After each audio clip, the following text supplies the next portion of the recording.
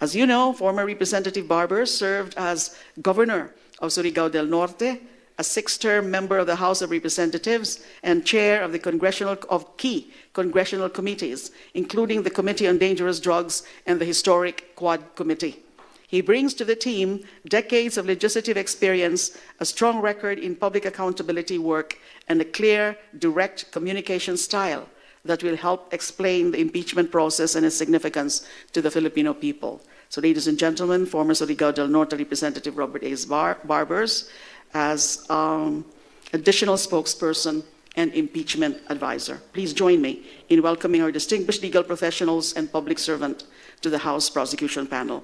With us also today is of course, Attorney Benjamin J. Tolosa Jr., the legal spokesperson of the Prosecution Panel. Salamat po. Okay, maybe also hear an opening statement from Congressman Jokno.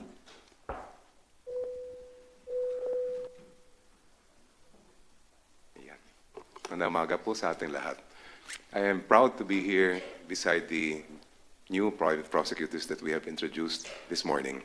Yung karamihan po sa kanila ay nakasama ko na sa iba't ibang mga korte, either as co-counsel or I have observed them appear in court in various court proceedings. And I am very certain that they will be bringing a lot of expertise to the prosecution in the coming days. So I'm very thankful that my colleagues are here this morning, and I look forward to working with them in the coming trial. Yun lang po, we are ready to answer questions. Thank you. Look, before we entertain questions from our friends from the media, siguro let's give each one of them a opportunity to give a brief statement. Let's start from the right, Attorney Labay. Magandang umaga po. Ako po ay kabilang sa hanay ng tinatawag na Generation X, senior citizen. Kami po ng aking partner, si Attorney Robles. At alam ko po na marami sa aming henerasyon ang nababahala sa mga nangyayari na maraming nagpapakalat ng mapanira at mga mapanirang fake news. Kung kaya sa impeachment proceedings po na ito, iniimbita po natin ang sambayan ng Pilipino na makinig, manood, at maging mapanuri upang sila po mismo sa sarili nila malaman nila kung ano yung totoo. Sapagkat sa dulo naman po lahat ng ito, kami po sa prosecution panel, ang nais lang naman po namin ay manaig ang katotohanan at makamit ang hustisya. Salamat po. Si Attorney Robles naman po ang ating bigyan ng pagkakataon. Magandang umaga po sa inyong lahat. No? Siguro po itong batch ng private prosecutors na to, masasabi ko, kami ho yung normally would rather blend in the background, no? And would do our work quietly, no? And let our work speak for itself. No? Pero dito po sa impeachment case na ito, kami po naglakas ng loob na mag-volunteer dahil sa tingin po namin, hindi na pwede po yung pipikit na lang natin yung ating mata samantalang may mga nangyayari sa ating lipunan na hindi nakatanggap-tanggap. No? At hindi na rin pwede na isa walang kibo na lang natin. No? So nandito po kami, we volunteered because we want to help out in the process of accountability ordained in the Constitution. No? We also want to, kagaya ng sabi ni Attorney Labay, na ipalabas yung katotohanan, no? Dito sa mga nangyari, no, sa ating bayan. And we think that our little experience sa litigation at bilang mga abogado makakatulong sa ating distinguished panel of public prosecutors para mapalabas yung katotohanan. And sabi nga sa Biblia, and we will know the truth and the truth shall set us free. No? It will allow us to rebuild our trust in the institutions, the public institutions, para makasulong ang ating bayan at ang ating lipunan sa pag-unlad na ating tinatamasa. Kasi kailangan nating mag-umpisa uli dahil sa mga nangyari dito sa ating bayan. And we can only do that if we can actually determine kung ano yung nangyari through this process of impeachment. Yun lamang po. Maraming salamat po. Thank you, Attorney Robles. Attorney, yes. And let's hear now from Attorney Divina Gracia. Magandang umaga po sa inyong lahat. It's an honor for me to be working with great legal minds in this very important constitutional process. Tulad po ng nasabi ni Attorney Ray, like the other private prosecutors, I joined the prosecution team for one reason, and that's accountability. I believe that we, the Filipino people, deserve nothing less than absolute transparency and accountability from our leaders. So I hope yung litigation experience ko po over the years will help in presenting the facts clearly and objectively to demand accountability from the Vice President. Thank you. Thank you, Attorney Divina Gracia.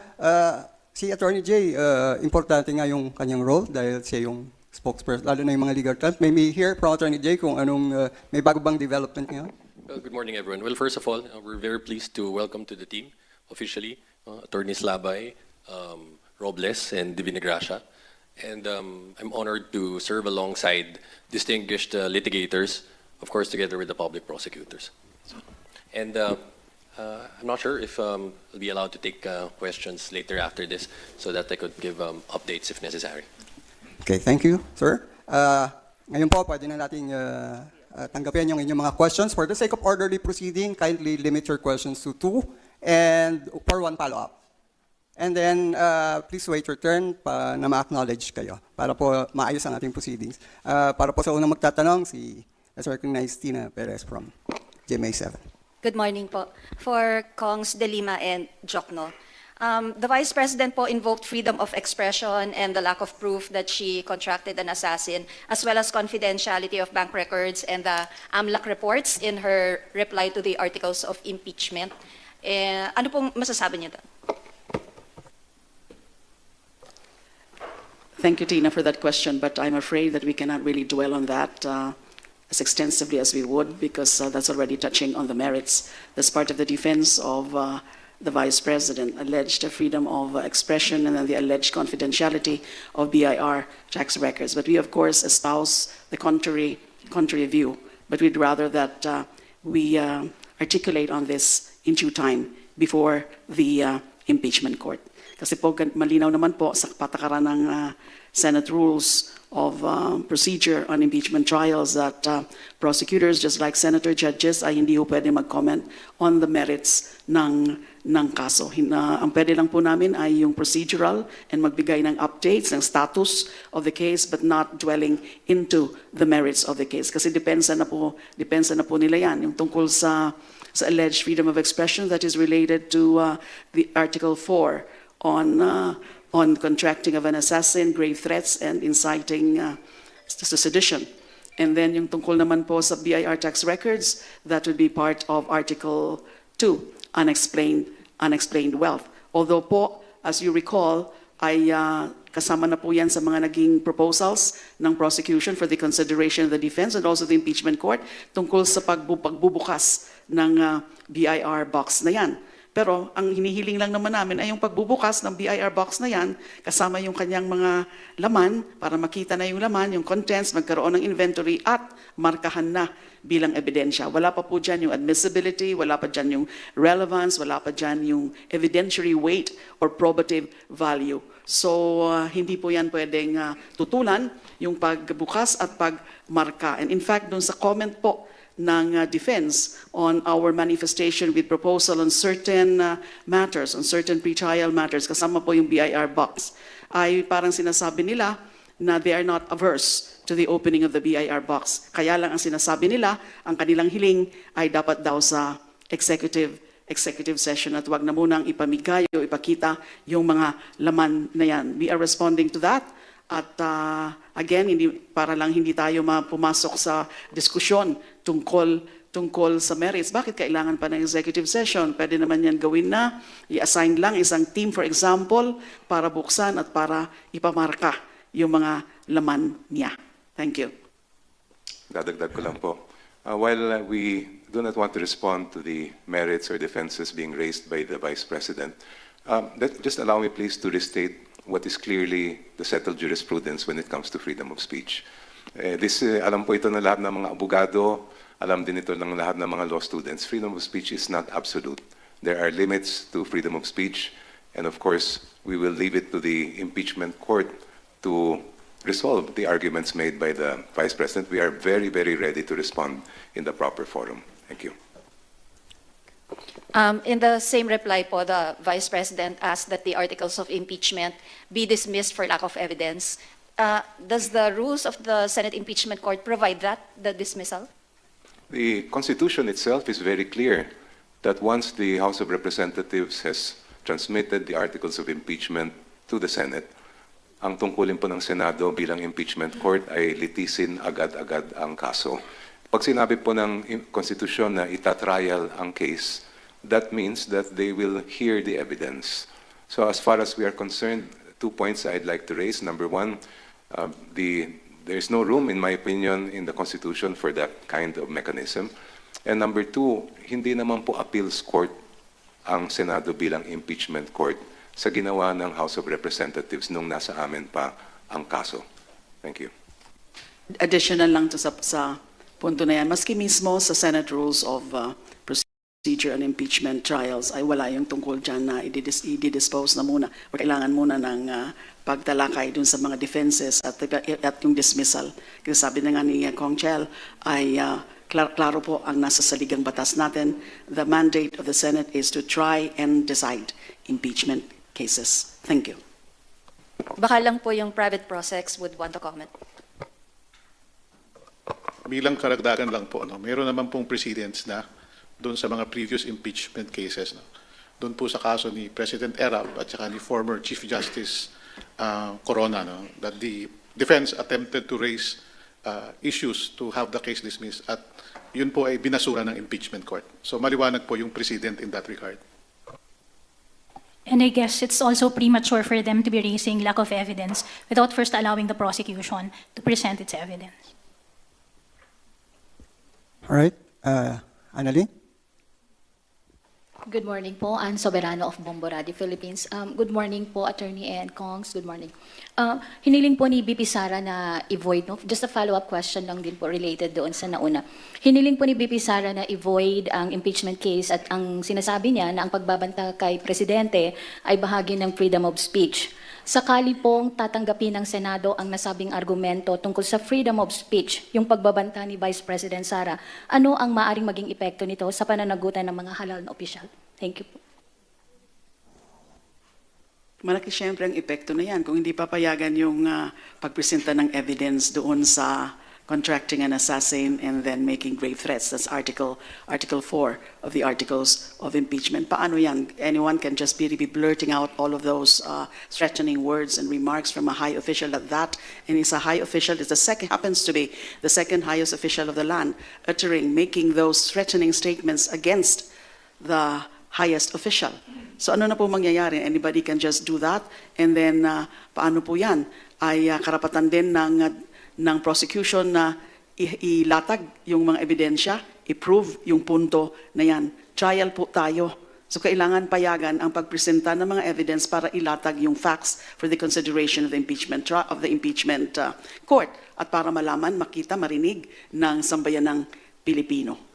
So that's merely, yung procedural na naman yan, technicality na naman yan, even if they're raising such freedom of expression. But again, karapatan ng prosecution to prove its case against the Vice President. Meron po kayong madagdag? Tingin ko, premature na i-consider ng impeachment court yung sinasabing ang depensa na yan. Para sa akin, dapat haharap muna si Vice Presidente. At dapat manggaling mismo sa bibig niya sa harapan ng court kung ano yung nasa isip niya nung sinabi niya yung mga salitang yon.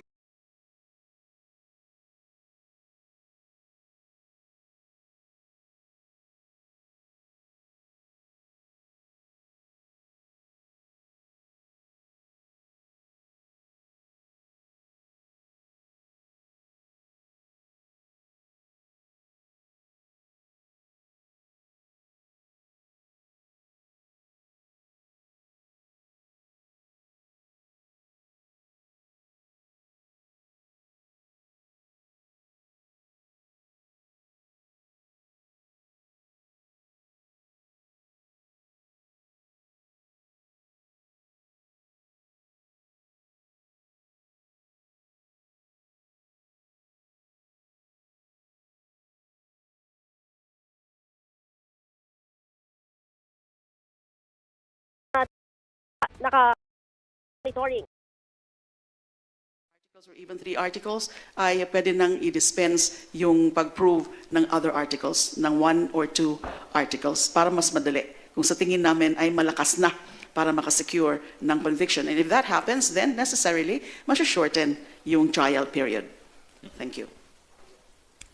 But just to follow up on that po, pero kung kayo po yung tatanungin, would it be better kung mas mapapabilis po yung usad ng trial? Like for example, yun nga po masunod yung 2 or 3 witnesses per day.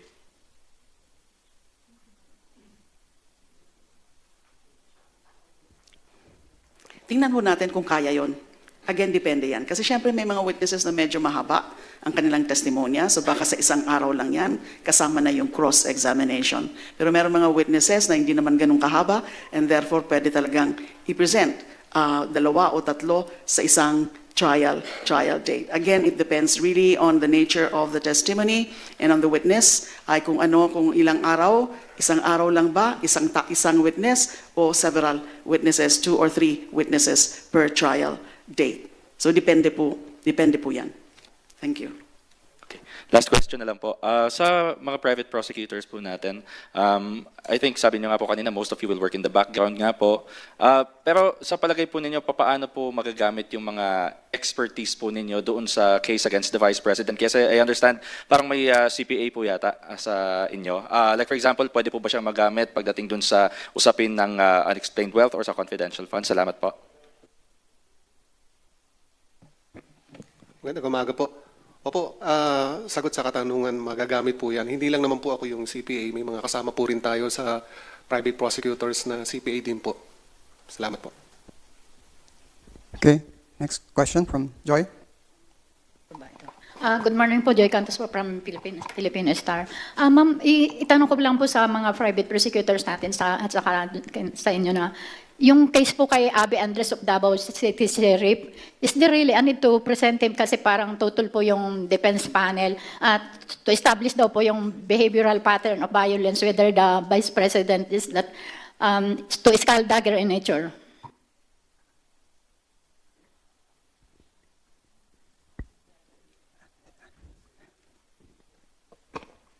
Siguro po, yung defense tutol, pero ang presentation po kasi ng evidence for the prosecution ay nasa control ng prosecutors. No? So they could interpose their objections at sigurado naman papakinggan sila ng impeachment court, pero may karapatan din po yung prosecution na magdesisyon kung sino yung gusto ng prosecution ay present bilang witnesses. No? Okay. In other words, ang pagpipresenta ng ebidensya ay nasa kamay ng side ng party na nagpipresent nito. So kung kagustuhan ng prosecution panel na ipresenta kung sinong witness, including that sheriff, then wala po magagawa ang defense dyan.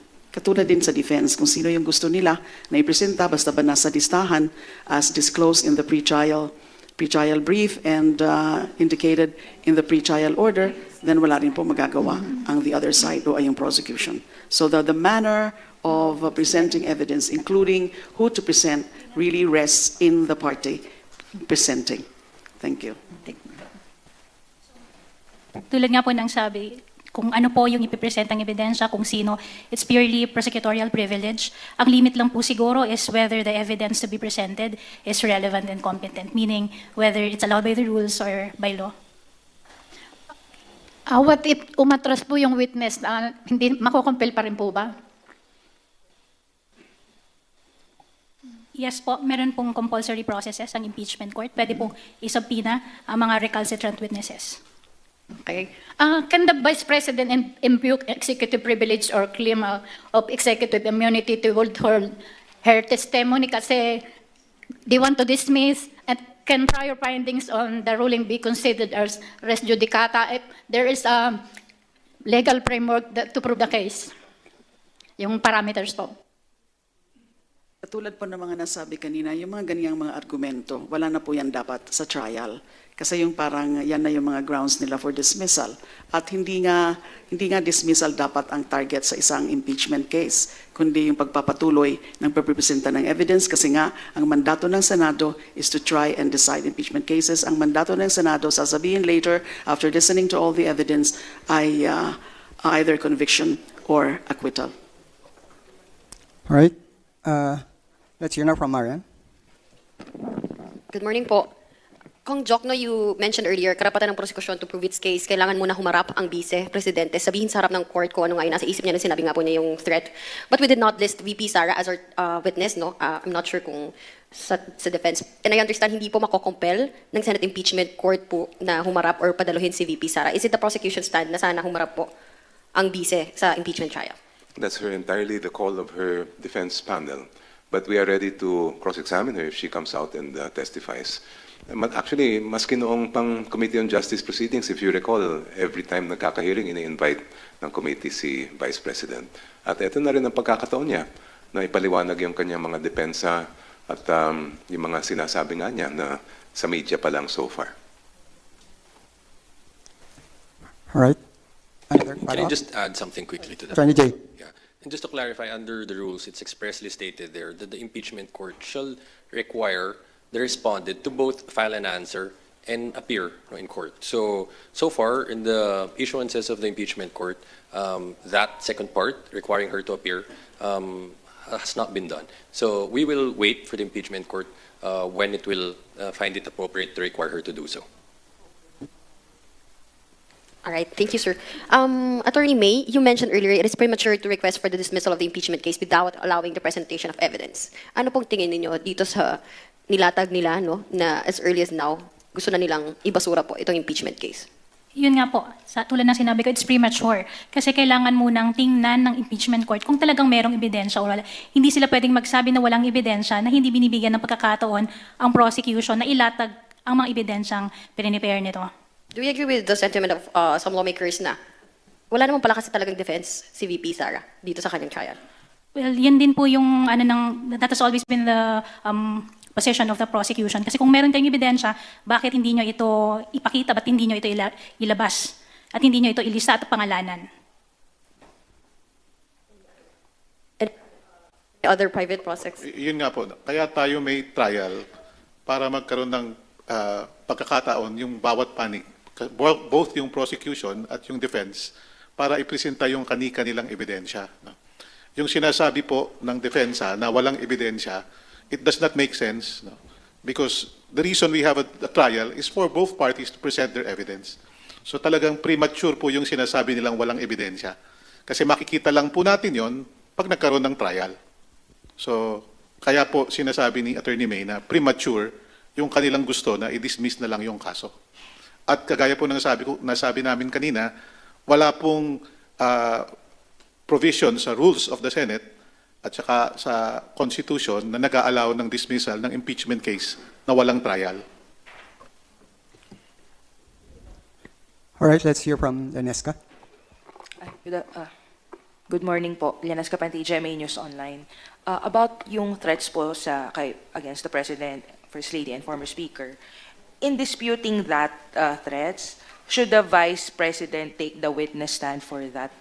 Dapat po bang i-require siya doon to testify? Kasi na-mention ni Congressman Jokno kanina about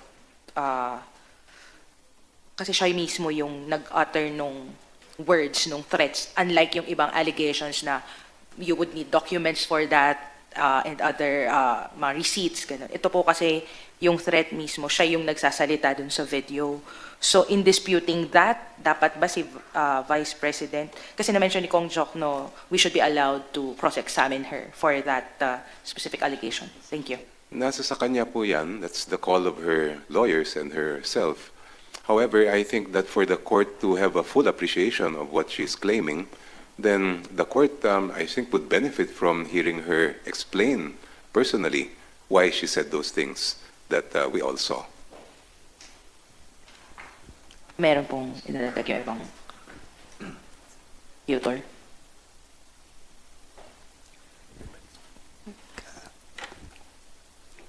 Hello.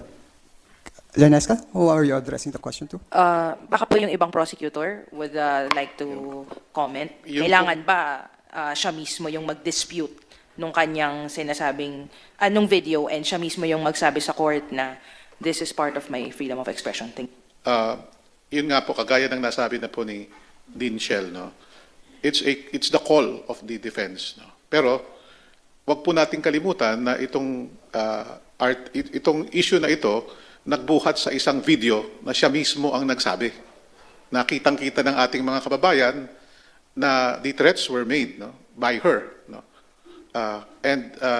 Siguro, since yung defense na sinasabi niya na ini-invoke niya yung freedom of expression, personal din sa kanya yun mas convincing or mas kapani-paniwala siguro kung maririnig din sa sarili niyang bibig yung kanyang ini-invoke na defensa at magkaroon ng pagkakataon yung prosecution para matanong siya on cross-examination kung paano at under what circumstances niya nasabi yun. So sa sariling bibig niya siya kinakasuhan, siguro mas kapani-paniwala kung sa sariling bibig niya siya maririnig kung ano yung paliwanag niya. Thank you po. Okay, thank you, Janesca. Next question. Hello po, Lance po from Newswatch Plus 2. Congresswoman De Lima po or Congressman Shell Diokno. Kanina po, Congresswoman De Lima said na the defense team is asking for an executive session regarding the opening of the BIR box. Pero sabi po nila, hindi naman daw sila tutol dun sa pagbubukas. Sa hanay po ng House Prosecution Panel, may united stance na po ba kayo kung ano yung position dun sa BIR box? Kasi as I remember, during the House Justice Committee hearing, even the lawmakers are split kung bubuksan o hindi. Kaya po nagdesisyon na ipaubaya na lang sa impeachment court yung desisyon doon. Sa inyo po, may united stance na po ba yung mga prosecutors? Ang pwede ko pong sabihin ngayon is tungkol sa pag-open ng BIR box saka sa pagpapamarka ng mga laman nito ay kailangan, ay dapat talagang buksan yan at dapat talagang makita yung laman. Kasi wala naman ito tungkol pa sa admissibility or relevance katulad ng sinabi ko kanina, yung probative value tsaka yung evidentiary weight. So, yun po ang aming posisyon. Now, ang sa amin nga, at least my position is that hindi naman kailangan ng executive session. Bakit kailangan pa ng executive session? Yun lang naman ang gagawin muna. Saka na lang yung pagtalunan, yung tungkol nga dun sa kanilang mga sinasabi na hindi pwede dahil merong confidentiality provisions. But it is our right at this point, the prosecution, to really mark those exhibits kasi kasama yan sa listahan ng aming mga evidence. And ganun din actually sa defense. Meron sila sa reserve evidence nila, nakasabi doon, BIR submissions. So baka kasama yan.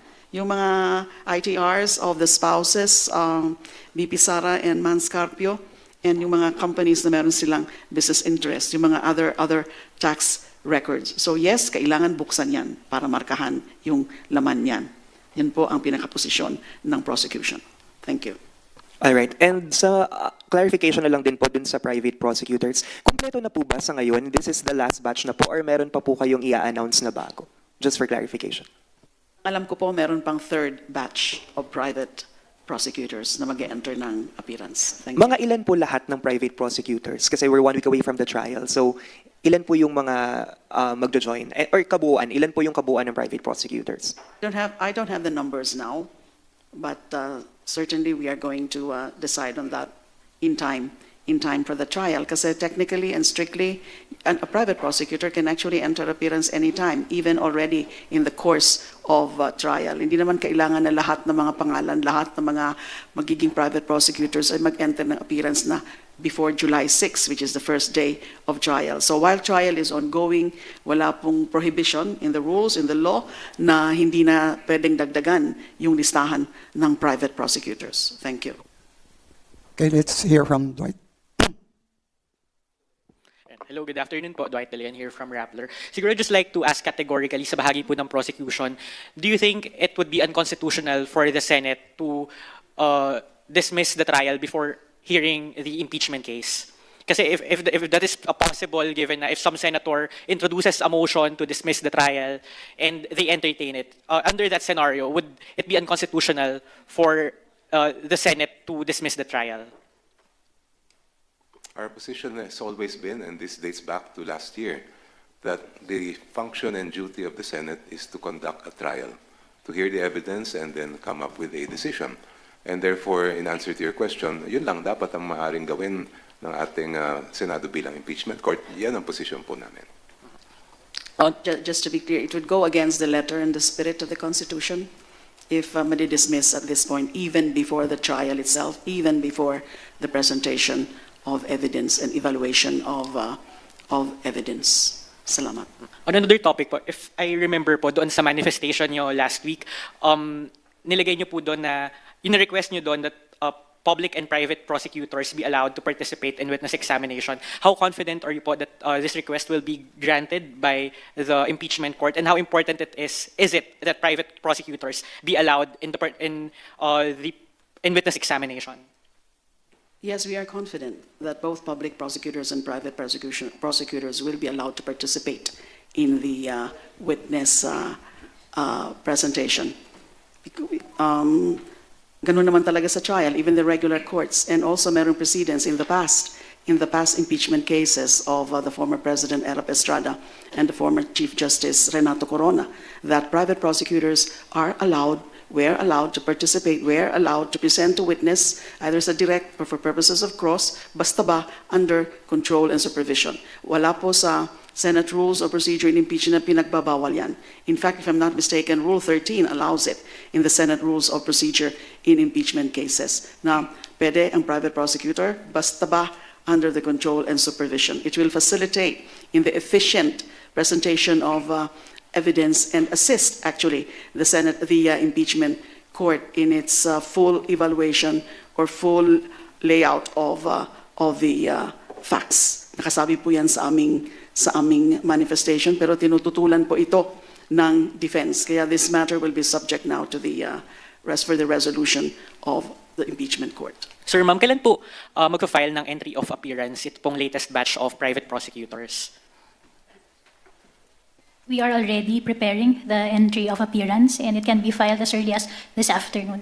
Okay po. And last question na lang po, patungkol lang po doon sa spokespersons. I think pang-apat na po siguro si former Congressman Ace Barbers na napangalanan ding spokesperson. What is just the value of having too many spokespersons in the upcoming impeachment trial sa bahagi po ng prosecution? 3 and 4 spokespersons, hindi naman po marami yan. So far, hindi naman po marami yung spokesperson. So even if magdagdag po ang prosecution ng kanyang spokesperson, makakatulong po yan sa pag-relay, sa pag-explain sa publiko.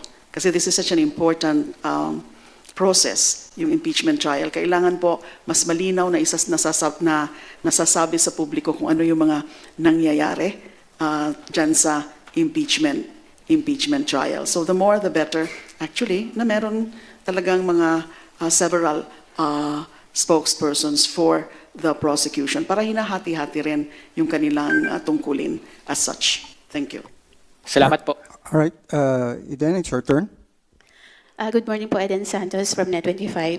May statement po from Senate President Sherwin Gatchalian na baka sa February next year, abutin po yung impeachment trial from September yata narinig namin original po.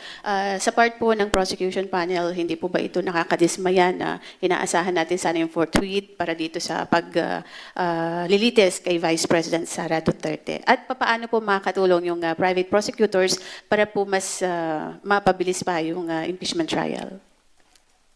Tulad nga po ng sinabi kanina, yung time period na nabanggit is just a conservative estimate. But trust that the prosecution is doing its best to expedite the process without, of course, sacrificing its case. Thank you po. No more follow-up? All right, Willie? Magandang hapon, no? Doon po sa 4 na articles, ano po doon yung sa tingin yung natatangi? Dahil I understand, once na makakuha na kahit isa lang na articles ng conviction, handa nang i-waive or i-drop ng prosecution yung iba pang mga articles. Hindi po namin pwedeng sabihin ngayon alin dyan yung pinakamalakas. Kasi para sa amin lahat naman yan ay malakas.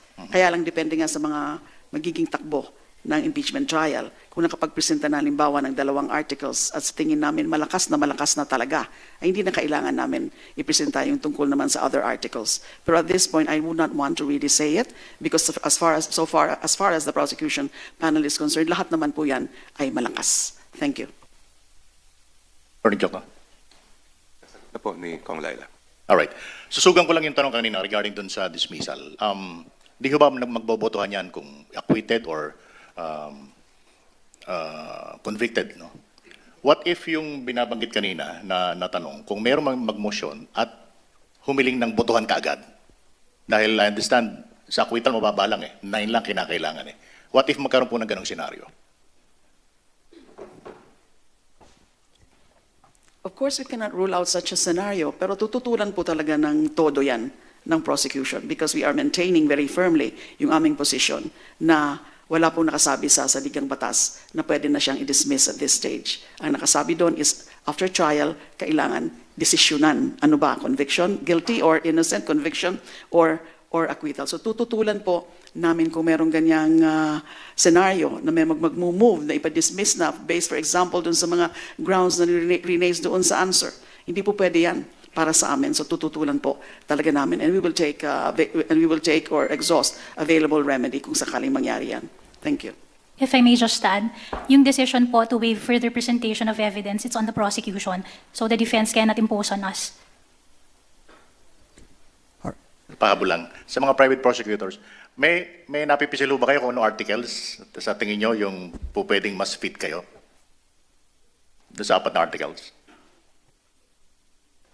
At this point po, we cannot comment on that because that would already go into the merits of the case. But rest assured that we're ready to present all articles. The days leading up to the pre-trial, the prosecution team has been sifting through all available records and going over possible testimony. So we're ready po. All right, thank you. All right, Isa? Magandang tanghali po, Isa Umali po from DCWB. Para po sa ating private prosecutors, doon po sa first batch ng private prosecutors, natanong din po ito. Pero this time po, kayo naman po yung tatanungin namin. Handa po ba kayo na halongkatin ng mga netizens or ng critics yung inyong po mga background? Kasi batay po sa information, si Attorney May Divinagracia po, nagsilbi po kayong abogado ni dating DPWH Undersecretary Catalina Cabral and si Attorney Reynaldo Robles po, dating legal counsel ni former Senator Antonio Trillanes. Marami pong salamat. Well, we expect that it's part of the territory. In fact, we expect people to raise issues, if only to divert attention from this important constitutional process. So yes, expected po siya.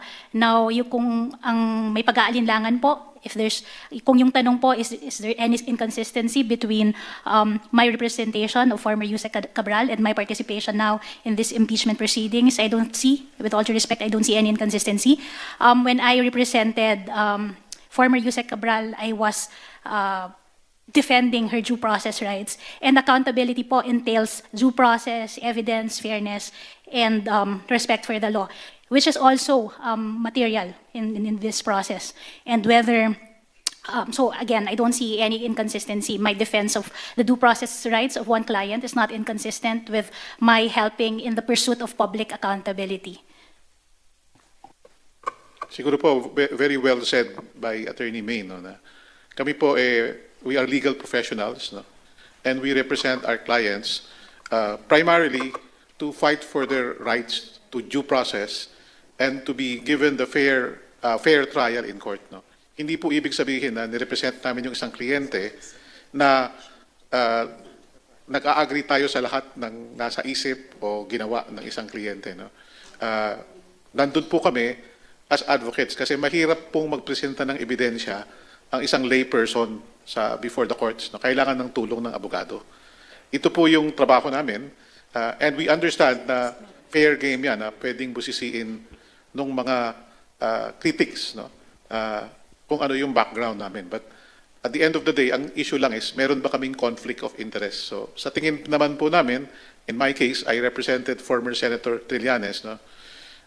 Siya naman po consistent sa habol sa accountability ng ating mga public officers. No? So itong ginagawa ko po, bagamat sabi ko nga kanina, normally we would just be rather in the background. No? Pero siguro itong panahon na to, kailangan na rin po nating tumindig para sa kinabukasan ng ating mga anak at mga siguro future generation. No? Kaya po ako naglakas ng loob na mag-volunteer para tumulong. No?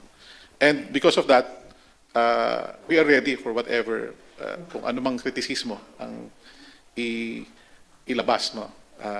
Laban sa volunteer namin dito. Salamat po. And if I may just add, I just forgot to say it earlier. whether I'm defending a particular client or helping prosecute an impeachment case, my role remains the same, and that is to help in the presentation of the facts clearly, again, and objectively, to ensure the proper persons or the persons truly responsible are held to account. Salamat po. Alright. Meron pa po bang magtatanong? Kasi meron po kaming ihahabol. Okay, we will entertain, entertain yung announcement ni Kong de Lima. Okay, gusto ko rin pong i-announce that aside from being the legal spokesperson, ay kasama rin po as private prosecutor si Attorney Benjamin J. Tolosa Jr.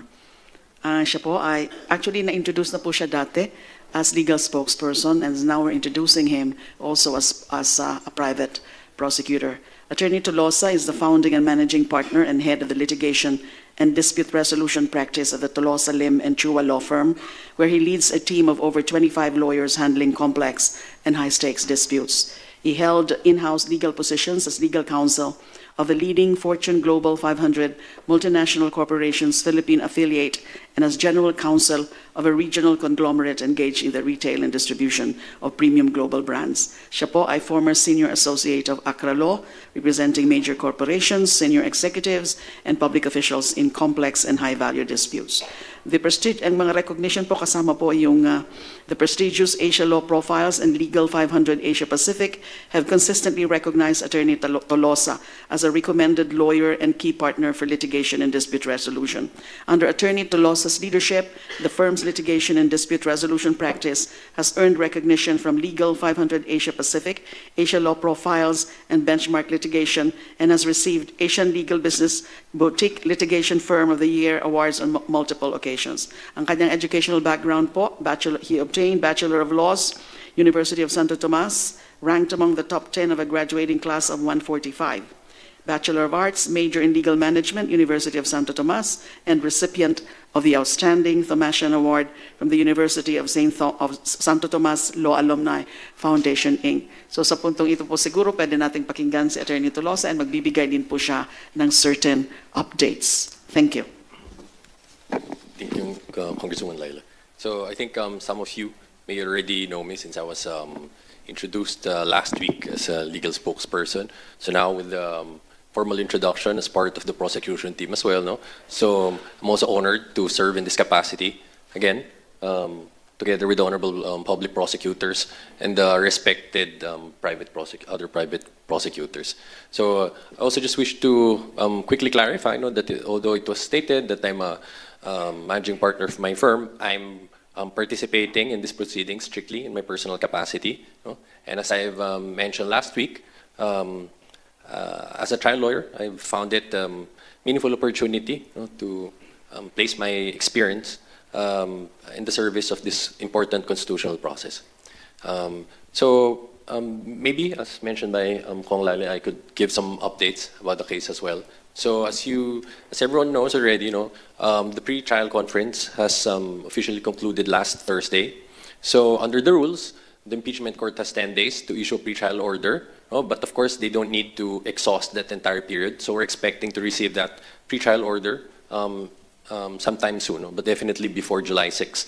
And after the issuance of the pre-trial order, parties will be given an opportunity to file motions for the correction of the pre-trial order if necessary.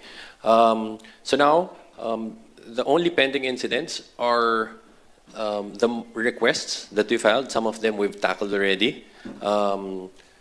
I guess the most major among those is the opening of the BIR box. Now, as noted, although last Thursday, as reported, the defense vehemently objected to opening and even just the marking of the box itself. But we're pleased that at least the next day, in their formal submission, they changed their stance and said that they're open to having the box opened, and that we could conduct an inventory of its contents and we could mark the same, but under specific conditions, which is that it be done in executive session and that it be made confidential from the public. So it should not be released from the public. That's one of the conditions that they've stated. Now, just so not to belabor the point and so that it may not cause any delay, we will leave it to the discretion of the impeachment court, no, with respect to those conditions. But insofar as we're concerned, no, we would like to take that as a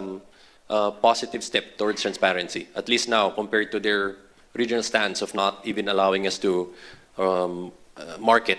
Now, at least, we'll finally be able to see, the contents of that BR box. Thank you, Attorney Tolosa. Question?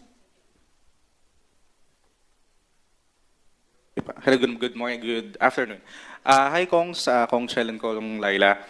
I understand meron na po tayong all in all nasa 15 na yung mga private prosecutors natin. Then the public prosecutors is, I think, 11. However, the legal counsel of VP Sara remains 16. Ano pong purpose and reason bakit tayo nagdadagdag ng mga private prosecutor para lang po mabigyang linaw ang publiko na hindi ibig sabihin ito ay nahihirapan ang prosecution team?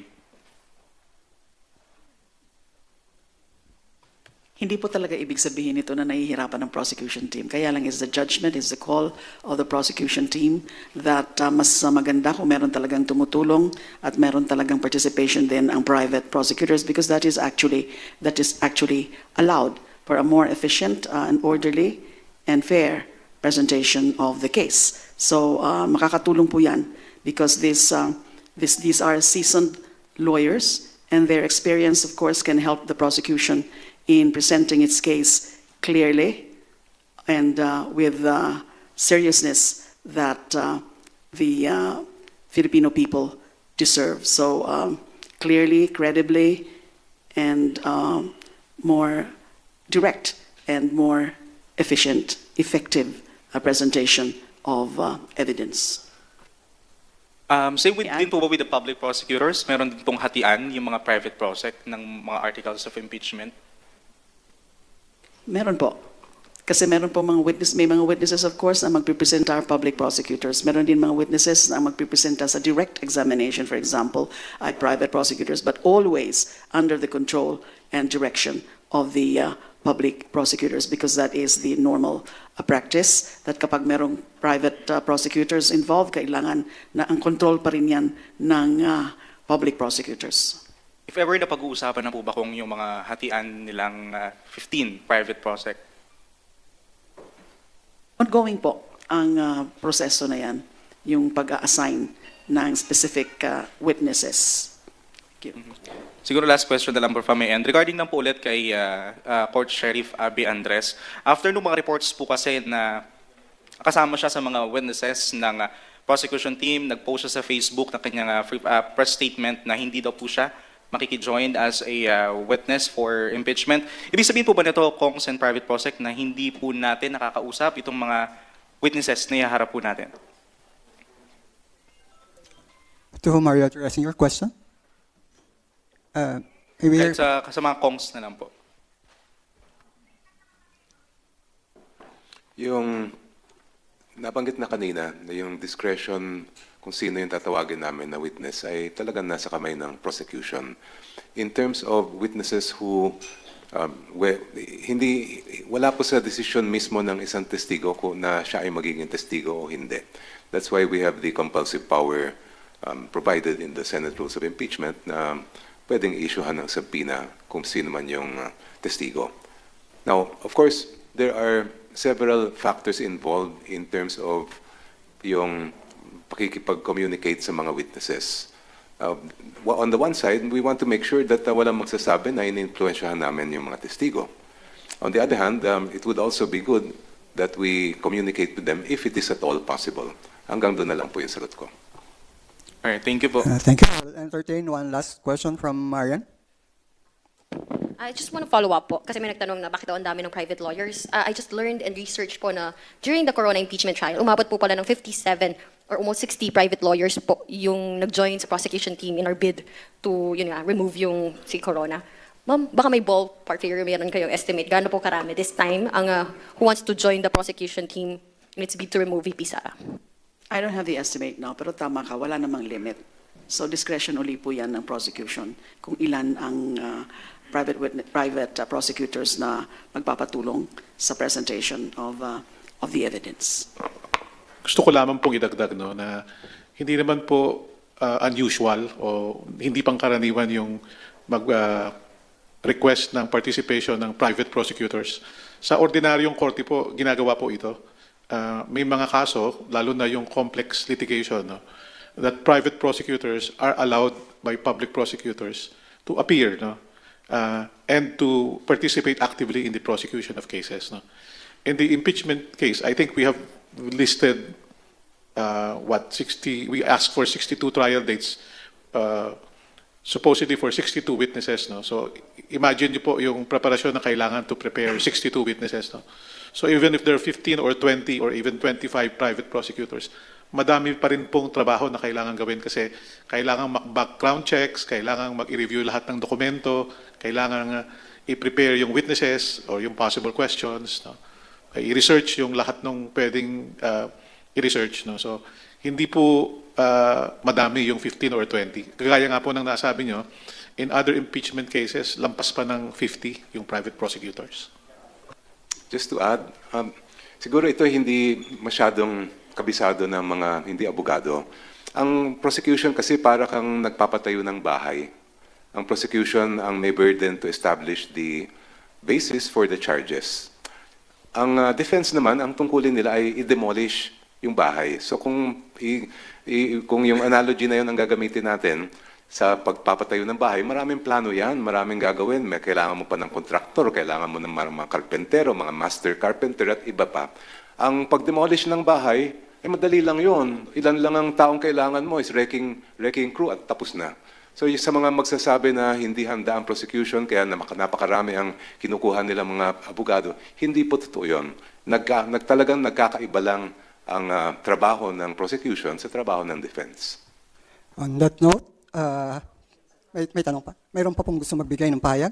I just wanted to add, it's also worth mentioning that in the pre-trial brief alone, the prosecution has listed, at least identified 56 witnesses, 57 witnesses, and over 500 documentary exhibits. So we really need all help that we can get. Gusto ko rin i-include, no, the defense in fact listed or indicated that they have around 95 witnesses. No? Pagkakandaan din po ng prosecution yun. So kasama sa trabaho po yun. Kuya, last na lang po, sorry.